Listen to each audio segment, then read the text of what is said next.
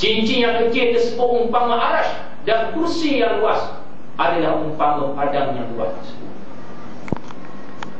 Menunjukkan pada kita betapa besarnya arash dan kursi Allah Subhanahu wa ta'ala, dan menunjukkan betapa kecilnya kita manusia yang hidup di atas bumi ini. Tetapi manusia itu angkuh dan sombong terhadap Allah Subhanahu wa ta'ala. Oleh kerana itu, sikap angkuh dan sombong ini adalah satu sikap yang sangat dibenci oleh Allah Subhanahu wa ta'ala, sehingga ianya adalah merupakan maksiat yang pertama yang dilakukan terhadap Allah.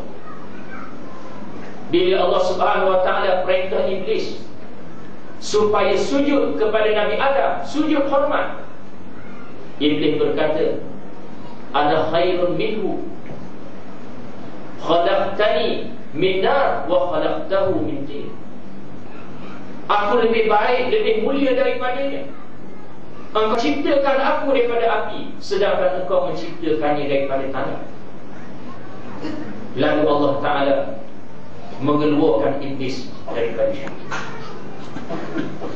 Oleh kerana itulah Allah Ta'ala menyebut dan menceritakan di dalam Al-Quran kaum-kaum dan orang-orang yang dihancur, yang dibinasakan oleh Allah. Kerana apa? Kerana mereka angkuh dan sombong terhadap Allah, kerana mereka angkuh dan sombong terhadap Nabi-Nabi dan Rasul-Rasul Allah, kerana mereka angkuh dan sombong terhadap hukum hakam Allah Subhanahu wa ta'ala. Allah Ta'ala menyebut di dalam Al-Quran, di dalam ayat-ayat yang banyak, mereka semua dihancur dan dibinasakan oleh Allah bila mereka berlaku sombong dan angkuh terhadap Allah. Jangan kita ingat bahawa bila kita sebut sombong dan angkuh ini, kita berjalan dengan angkat dada, kita berjalan dengan angkat muka kita. Dan seumpamanya, kita kena faham bahawa angkuh dan sombong ini mempunyai darjat-darjat. Darjat yang paling tinggi, yang paling dibenci oleh Allah, ialah sombong dan angkuh terhadap Allah, terhadap Nabi-Nabi dan Rasul-Rasul, dan terhadap hukum hakam Allah Subhanahu wa ta'ala. Bila kita minta supaya dilaksanakan hukum hakam Islam, undang-undang Islam, wujudnya di sana manusia yang angkuh dan sombong, membelakangkan hukum hakam Allah dan membelakangkan hukum hakam Islam. Allah Ta'ala menyebut dalam ayat-ayat yang kita bacakan ini kebesaran dan kekuasaan Allah. Allah Ta'ala sebut lagi, wa anzala minas samai ma'a fa akhraja bihi minas thamarati rizqan lakum. Dan di antara kebesaran dan kekuasaan aku, Dia Allah yang menurunkan air daripada langit, air hujan, air embun, air salji, jatuh ke atas bumi ini, lalu Dia keluarkan daripadanya buah-buahan yang menjadi rezeki kepada kamu. Air yang sama yang Allah Ta'ala turunkan daripada langit, jatuh ke bumi ini, mengeluarkan tumbuh-tumbuhan yang bermacam-macam jenis. Ada yang kecil, ada yang besar. Ada yang mana manusia boleh ambil manfaat, boleh buat obat. Ada yang mana manusia boleh terbang, lalu manusia boleh ketam, dan manusia boleh jadikannya untuk buat rumah, sampan, kapal dan lain-lain lagi. Ada di antaranya manusia boleh makan daun-daunnya. Ada di antaranya yang mengeluarkan buah-buahan yang berbagai-bagai warna. Ada yang warna merah, ada yang warna kuning, ada yang warna hijau, ada yang warna ungu. Berbagai-bagai rasa, ada yang manis, ada yang masam, ada yang pahit, ada yang tawar. Daripada air hujan yang sama yang Allah Ta'ala turunkan daripada langit. menunjukkan kepada kita kebesaran dan kekuasaan Allah Subhanahu wa ta'ala. Seterusnya Allah Subhanahu wa ta'ala menutup ayat ini dengan memberikan amaran yang sangat keras. Fala taj'alu lillahi andada wa antum ta'lamun. Maka oleh kerana itu, jangan sekali-kali kamu jadikan bagi Allah Tuhan-Tuhan, sekutu-sekutu, sedangkan kamu mengetahui. Seolah-olah Allah Subhanahu wa ta'ala nak beritahu, aku Allah menciptakan kamu manusia, aku kurniakan kepada kamu dengan akal fikiran, kamu boleh berfikir. Aku kurniakan kepada kamu dengan mata, kamu boleh melihat. Aku kurniakan kepada kamu dengan telinga, kamu boleh mendengar. Melihat, mendengar dan berfikir. Alam semesta yang ada di keliling kamu, yang semuanya menunjukkan kebesaran dan kekuasaan Allah, bahawa Dialah Tuhan yang mencipta dan mentadbir alam semesta ini.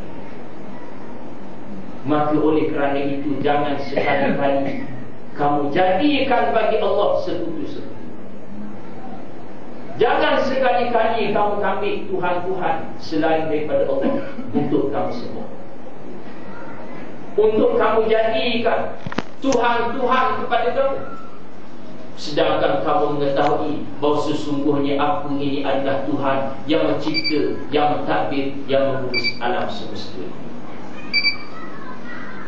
Ini adalah merupakan satu amaran yang sangat keras daripada Allah.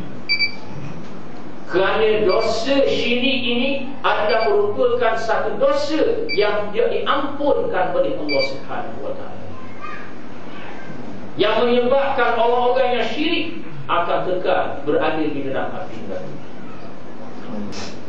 Syirik kepada Allah Subhanahu wa ta'ala boleh berubah daripada satu zaman kepada satu zaman. Oleh kerana itulah hikmah Allah Ta'ala membangkit dan mengutuskan Nabi-Nabi dan Rasul-Rasul silih berganti. Kerana syirik itu boleh berubah daripada satu zaman kepada satu zaman. Syirik di zaman Nabi Nuh, orang sembah berhala. Daripada zaman Nabi Adam sehingga zaman sebelum daripada Nabi Nuh, semua orang beriman kepada Allah, walaupun ada di antara mereka yang melakukan maksiat dan kemungkaran, tapi mereka tidak syirik terhadap Allah. Di zaman Nabi Nuh, manusia boleh syirik kepada Allah, sembah berhala, sembah patung-patung. Mula-mulanya mereka buat hasil daripada hasutan syaitan dan iblis untuk mengingati orang-orang soleh di zaman mereka dahulu. Lalu akhirnya bila mati generasi tersebut, iblis menghasut mereka, lalu mereka menyembah berhala-berhala tersebut. Nabi Nuh AS berdepan dengan kaum yang melakukan syirik. Syirik di zaman Nabi Ibrahim AS bukan sahaja manusia menyembah patung-patung dan berhala-berhala, tetapi juga mereka menjadikan raja yang memerintah pada ketika itu sebagai Tuhan pada mereka, iaitu Nabi, yang ada di antara 4 orang raja yang memerintah seluruh dunia. Ahli sejarah mengatakan bahawa 4 orang raja yang memerintah seluruh dunia ini, 2 orang beriman, 2 orang kafir. Yang beriman ialah Nabi Sulaiman AS dan Iskandar Dzulkarnain. Yang kafir ialah Bukhtanshar, yang bertanggungjawab membakar Baitul Maqdis, dan juga Namrus yang memerintah di zaman Nabi Ibrahim AS. Syirik di zaman Nabi Musa AS, manusia menganggap bahawa sesungguhnya Fir'aun adalah Tuhan, yang mengaku dialah adalah Tuhan, yang mengalirkan aliran-aliran sungai-sungai dengan perintahnya. Dan syirik di Nabi Muhammad bermacam-macam bentuk dan bermacam-macam cara. Oleh kerana itulah kita mestilah memahami bahawa sesungguhnya syirik ini boleh berubah daripada satu zaman kepada satu zaman. Orang-orang yang selamat ialah orang-orang yang bersama-sama dengan ulama-ulama yang ikhlas, yang mengikut petunjuk ajaran Al-Quran yang benar dan sunnah Nabi kita Muhammad SAW. Kerana selepas daripada wafatnya Nabi Muhammad, tidak ada lagi Nabi selepas daripada itu yang meneruskan dan memainkan peranan untuk membimbing, mendidik dan memimpin manusia supaya tidak terjerumus ke dalam lubang syirik ini. Ialah ulama-ulama yang ikhlas, yang dilahirkan oleh Allah di sepanjang zaman. Oleh kerana itulah di zaman kita ini, syirik bermacam-macam bentuk, bermacam-macam rupa. Bukan sahaja dengan sembah berhala, bukan sahaja dengan sembah tokoh, bukan sahaja dengan menyembah raja, pemimpin dan pemerintah. Bahkan di antara bentuk syirik tersebut ialah jika sekiranya mengambil hukum hakam dan undang-undang selain daripada hukum hakam dan undang-undang Allah Subhanahu wa ta'ala. Ali bin Hakim At-Tai, seorang sahabat Nabi yang pada ketika itu belum lagi Islam, dia mari berjumpa dengan Nabi dalam keadaan salib leher. Lalu bila Nabi tengok, Nabi kata dengan membaca ayat suci Al-Quran, ittakhadhu ahbarahum wa ruhbanahum arbaban min dunillah. Mereka, orang-orang Yahudi, orang-orang Kristian, mengambil rahib-rahib dan pendeta-pendeta mereka Tuhan-Tuhan selain daripada Allah. Lalu Ali bin Hatim berkata, wahai Muhammad, kami tidak sembah pendeta kami, tadi kami tidak sembah rahib kami. Nabi kata, mereka telah mengubah hukum hakam Allah. Yang halal mereka kata haram, yang haram mereka kata halal. Maka itulah ibadah mereka, penyembahan mereka terhadap rahib-rahib dan sekutu dan juga pendeta-pendeta mereka. Maka di sinilah kita mestilah berhati-hati dengan maksiat dan dosa syirik yang sangat dimurkai oleh Allah Subhanahu wa ta'ala, yang wujud di zaman kita dengan berbagai-bagai bentuk dan keadaan. Orang yang selamat ialah orang-orang yang sama-sama dengan petunjuk Al-Quran dan sunnah Nabi SAW. Dua ayat yang kita baca kali ini, walaupun pendek dan ringkas, tetapi memberikan pengertian yang sangat besar, yang terkandung di dalamnya petunjuk dan panduan untuk menguatkan keimanan di dalam diri kita, bahawa sesungguhnya di sana tiada Tuhan yang layak disembah malaikat Allah. Dialah Tuhan yang mencipta, dialah Tuhan yang mentadbir, dialah Tuhan yang mengurus alam semesta ini, yang wajib kita manusia mengenalinya dan seterusnya mengabdikan diri hanya kepadanya dan menjauhkan diri daripada perkara-perkara yang menguntungkannya. Jadi itulah tazkirah dan peringatan yang dapat disampaikan.